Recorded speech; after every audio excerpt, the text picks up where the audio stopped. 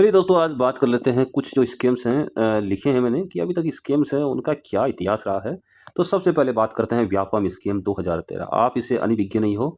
ये एक ऐसा स्कैम है जो 90s के दौर का चला 90s के दौर में चला था और 2013 के अंदर इसका पूर्ण रूप से खुलासा हुआ था।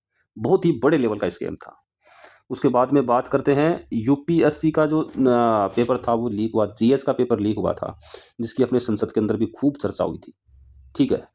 उसके बाद में थर्ड नंबर की बात करते हैं जो एसएससी 2017-18 का सीजीएल का पेपर। ये पेपर भी है यहाँ भी, लेकिन एसएससी ने तो नहीं माना था कि ऐसे कुछ एग्ज़ाम है उसमें पेपर लीक हुआ, लेकिन कुछ सेंटर्स पे उसने क्या किया था, री एग्ज़ाम करवाया था जहाँ इसको सबूत मिले थे। फिर दोस्तों बात करते हैं नीट और एआईपीएमटी 2015 पूर्ण रूप से ही पेपर है वो क्या हो गया था, रद्द हो गया था। उसके बाद भी 2016 से 2024 तक जो सेंटर्स हैं जैसे एसएससी के अंदर हुए थे, ऐसे पेपर्स हैं वो लीक होते रहे।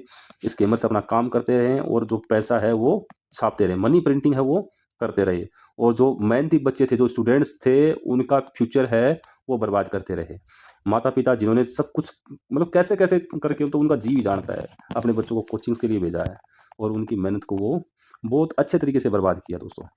नेक्स्ट एग्जाम उसकी बात करते हैं, यूपी कांस्टेबल 2023-24 है। सेम कांड उसके अंदर हुआ, सेम स्कीम उसके अंदर हुआ, पेपर स्कीम। 6 नंबर की बात है 2019 से लेके 2025 तक, जो इसमें रीट है, बीपीएससी है, यूके ट्रिपल एससी है, इनके पेपरों में भी सेम ही कांड हुआ दोस्तों। पेपर लीक होना, पैसे की छपाई। जो सबसे करंट है 2026 में नीट का जो 3 मई को जो एग्जाम हुआ था उसकी बात है। इसमें देखो सीधा सा जो गेस्ट फैकल्टी का जो पेपर था उसमें 100 जो क्वेश्चंस है वो सेम के सेम क्वेश्चंस हैं दोस्तों, वो मिले हैं। एग्जाम का जो पेपर है उसमें ये पर्सन है हूबहू मिल गए हैं। अब दोस्तों कितना बड़ा कांड चल रहा है ये, कि यहाँ पे पेपर्स हैं, पेपर हो रहा है, स्कैम है, वो हो रहा है यहाँ पे। साथ में हो क्या रहा है देखिए, ये एनटीए है या जो भी और अपनी एजेंसी है, ये पेपर कंडक्ट करवाती हैं, इतने रूल्स लगा के रखी हैं अभी, उसके बाद में क्या हो रहा है, जो पेपर है वो आउट हो जाता है। इसके कारण दोस्तों बहुत बड़े हैं। जो ये तो पूरा क्या है, एक स्कैंडल है मेरे भाई, स्कैंडल है, पूरा ग्रुप है, पूरा माफिया है जो इसके पीछे है। बड़ी मोटी कमाई हो रही है दोस्तों। ये अभी नहीं है, ये 90s के दौर से चली आ रही है। पहले क्या था, ये इतना सा था और अब इतना बड़ा हो चुका है। ये पहले कोई एक आधी एग्जाम एग्जाम को घेरता था, अब तो ये इंडिया की जो ये भारत देश है अपना, इसकी लगभग बड़ी से बड़ी, छोटी से छोटी किसी एग्जाम को नहीं छोड़ रहा है। अब इसमें अब हो क्या रहा है, अब हो क्या सकता है, या जो बोलते हैं कि अपना जो कोचिंग सेंटर है, उसके अलावा भी स्टूडेंट्स हैं, उनके माता-पिता हैं, उनको क्या-क्या नुकसान हो रहा है। देखिए, सबसे पहली बात बताऊँ आपको, जो कोचिंग के लिए जो पैसे देते हैं, वो तो है ही है। दूसरा उनका जो रूम्स हैं, ये तो आप सोचो कि नॉर्मल चीज़ है, आप देखते जाना, मैं बताऊँगा आपको। तीसरा है जो ट्रांसपोर्टेशन है, उसकी बात कर रहा हूँ मैं। फोर्थ है जो होटल्स है, जहाँ जहाँ एग्ज़ाम के समय की, ये दोनों बात है एग्ज़ाम के समय की, ठीक है ना? और ये है एग्ज़ाम से पहले की, ठीक है ना? ये है पहले की बातें, ठीक है? अब देखना, एक तो बच्चे हैं वो ठीक है, माँ-बाप है, गरीब माँ-बाप है, घर गिरवी रखता है या अपना गहना गिरवी रखता है, ठीक है ना? या लोन लेके कैसे भी अपने बच्चे को कहाँ भेजता है? कोचिंग्स के लिए भेजता है। उसके बाद में जो रूम्स है, उनका जो रेंट लगता है, किराया लगता ही लगता है। और एक होते यहाँ पे इस चीज़ पर देखना, एग्ज़ाम सेंटर, इस पॉइंट पे गौर फरमाना। जो एग्ज़ाम सेंटर हैं, वो इतना दूर क्यों भाई? इतना दूर क्यों? डिस्टेंस मैटर, ठीक है? जो डिस्टेंस है वो देखो कितना तगड़ा है। अरे भाई नज़दीक नहीं दे सकते क्या? नज़दीक नहीं दे सकते? मतलब नॉर्थ वाले को फेंक दिया साउथ के अंदर, साउथ वाले को फेंक दिया नॉर्थ के अंदर। क्या मतलब है भाई? इसके पीछे लॉजिक क्या है? हैं? क्या लॉजिक है इसके पीछे? इसके पीछे क्या कॉमन लॉजिक, तो हम यही मानते हैं कि भाई अपने आस-पास में क्या है, वो बंदा जानकारी रखता है, ठीक है ना? इन्फ्लुएंस कर सकता है कुछ भी, ठीक है? एग्ज़ाम सेंटर को। लेकिन ये तो सारी चीज़ें अभी भी तो हो रही हैं ना, अभी क्या हो नहीं रही? अब यहाँ पे बेचारा जो पेरेंट्स है वो क्या करते हैं, जाते हैं, बच्चों के साथ जा रहे हैं, लेकिन जैसे बस है या ट्रेन्स हैं, इनकी कोई अलग से व्यवस्था नहीं है।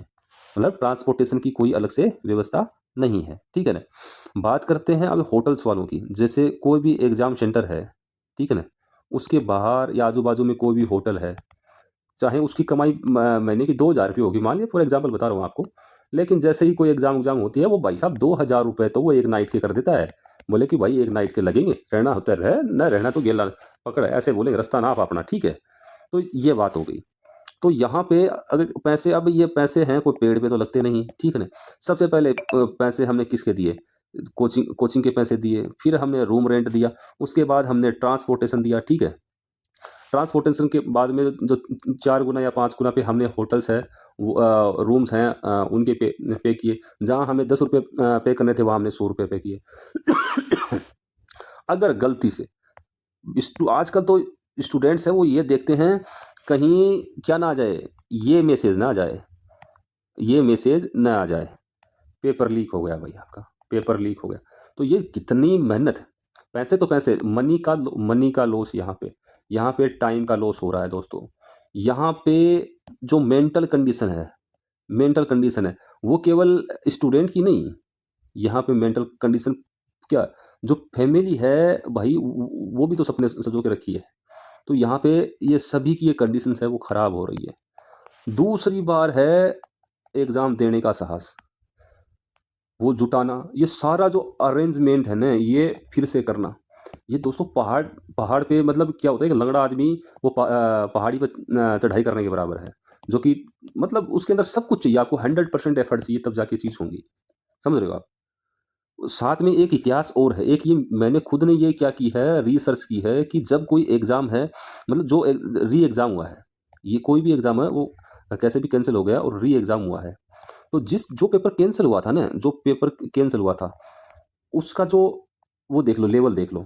वो जब री एग्ज़ाम होगा, उसका लेवल हमेशा इससे क्या होगा, हार्ड होगा। बच्चे बड़ी मुश्किल से पास होंगे यार। तो ये सारी कहानी है जो मैंने अभी ये जो स्कैम चल रहे थे, तो मैंने स्टार्टिंग से स्कैम देखे हैं। तो ये स्कैम है 1993 से, मतलब जो स्कैम है जो स्टार्ट होते हैं और आज 2026 तक है, वो होते ही गए हैं। सीबीआई है, इसने भी बहुत सी एग्ज़ाम्स ये जो कंडक्ट हुई थी, फिर स्कैम हो गया, इसमें इसने भी पूरा ज़ोर लगाया। लेकिन ये पूर्ण रूप से हैं जो भी इन तो एग्ज़ाम के आतंकवादी बोलूँगा इनको तो मैं। एग्ज़ाम के क्या हैं? आतंकवादी, ये जो गिरोह है। ये कुछ नहीं देखते हैं। ये देश का बंटा-धार करने में लगे हुए हैं। इनको पकड़ नहीं पाई है भाई। कुछ जो बोलते हैं प्यादे होते हैं, वो ही पकड़े जाते हैं, वो ही क्या होते हैं? अरेस्ट होते हैं। ठीक है? ऐसा नहीं सुना आपने, पुलिस में भी देखा होगा, जो मूवीज़ होती है उनमें देखा होगा कि विक्टिम कोई होता है, विक्टिम है वो कोई होता है, जो मैन किंग बोल लो उसका, काले धंधे का। लेकिन वो क्या करता है, जैसे छोटे-छोटे प्यादे होते हैं ना, किसी एक को पकड़वा देता है। हाँ, न्यूज़ छप जाती है, भाई फलाँ केस का जो अपराधी पकड़ा गया। बस हम खुश, बस ठीक है भाई, जयराम जी की। लेकिन मैन तो ये बैठा ना सांड यहाँ पे, इसको पकड़ना था। और ये इसके पास में किसकी पावर है? पैसे की पावर है। इसके पास में कौन-सी पावर है? इसके पास में राजनीति की पावर है। ठीक है ना? ये ऐश कर रहा है अपना। तो दोस्तों कहानी कुछ ये चल रही है आजकल, ठीक है? तो मेहनत है, हमें मल्टीपल करनी पड़ेगी, अगर सरकारी नौकरी पानी है तो ठीक है। तो फिर भी जो नॉलेज था, जो अभी कहानी चल रही थी लेटेस्ट में, जो 3 मई का जो यहाँ पर रीट का पेपर था, अब उसकी भी कहानी देख लो। जो पेपर अभी जो कैंसल हुआ था वो देखना, और जो री एग्ज़ाम होगा उसका देखना। मेरे हिसाब से पेपर यहाँ हार्ड रहने वाला है। तो ये थी मोटी-मोटी इन्फॉर्मेशन। तो इन्फॉर्मेशन पसंद आई हो तो वीडियो को लाइक कर देना, शेयर कर देना, और पहली बार इस वीडियो को देख रहे हो तो बेल आइकन को हिट कर देना। मिलता हूँ नेक्स्ट वीडियो में, तब तक जय हिंद, जय भारत।